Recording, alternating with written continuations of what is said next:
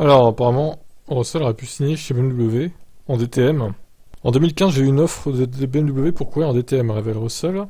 J'ai fait un test avec BMW en décembre à Jerez. Ils ont envoyé un de leurs pilotes d'usine, Tom Blomqvist, comme référence. Nous avons finalement été plus rapides que la référence. Mercedes faisait le rookie test avec son propre pilote d'usine et ses rookies Audi y participaient également. Tout le monde voyait les chronos, ce n'était pas public, mais en privé, on voyait le meilleur temps du jour. Il y avait un ingénieur qui était passé de BMW à Mercedes qui était peut-être assez influent. Ce gars va être rapide, il faut le signer. J'avais le contrat de BMW sur la table, j'étais presque prêt à le signer, et c'est là que j'ai eu le coup de fil de Gwen Lagrue, responsable des jeunes pilotes chez Mercedes. En janvier 2016, j'étais dans le bain. C'est là que ça a commencé.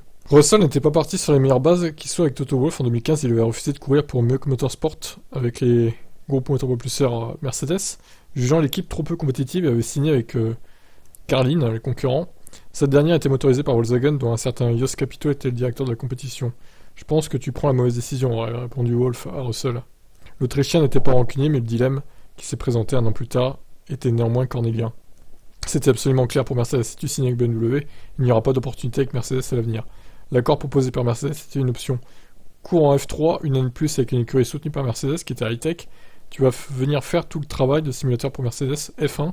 On verra comment tu te débrouilles, on verra tes performances en piste et en dehors, et on décidera en octobre si on te prend. Mais il y a une chance qu'on te prenne pas. Il y a une chance qu'on te prenne, mais si tu signes le contrat BMW, c'est fini. J'avais donc ce contrat BMW sur la table pour courir en DTM, qui était probablement le meilleur championnat après la F1 à l'époque.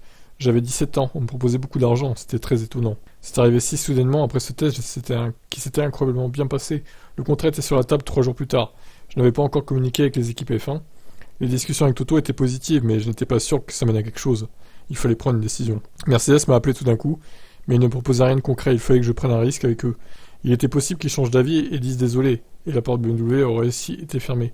Mais la grande différence, c'est que Mercedes, c'était la Formule 1, et BMW le DTM. J'avais 17 ans, il fallait prendre ce risque. Si ce n'avait pas marché, je le regretterais peut-être, mais ça a marché. Très bien. Allez, on finit. Russell a donc refusé de rejoindre le DTM avec BMW et rempli en F3 Europe avec Hightech, partenaire de Mercedes. Il a pris la 3ème place du championnat derrière les deux pilotes Prema, Lance Stroll et Maximilian Günther, et juste devant, un 3ème représentant de l'écurie italienne Nick Cassidy. C'était suffisant pour convaincre la marque à l'étoile. Mercedes était parfaitement conscient d'à quel point les Prema dominaient tout le reste de la grille. Ainsi, Russell a officiellement rejoint le programme de jeunes pilotes Mercedes en janvier 2017, avant de remporter coup sur coup, en tant que rookie, les titres de GP3 et de Formule 2, et de réaliser 3 saisons de Formule 1 convaincantes avec Williams. Et maintenant, il est chez Mercedes. Eh ben, quel parcours, intéressant tout ça. Je ne savais pas qu'il avait failli signer en DTM du coup. Comme quoi, le destin, s'il avait accepté le contrat de BMW qui était plutôt pas mal à l'époque pour lui, beaucoup d'argent à la clé, il serait peut-être jamais en Formule 1. Incroyable. Bon, je vous laisse commenter ça.